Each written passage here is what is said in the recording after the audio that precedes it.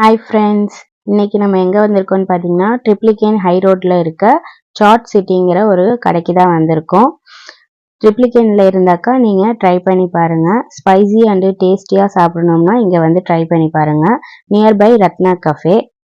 அங்க பிரைஸ்லாம் கூட அஃபோர்டபுள் பிரைஸா தான் இருக்குது.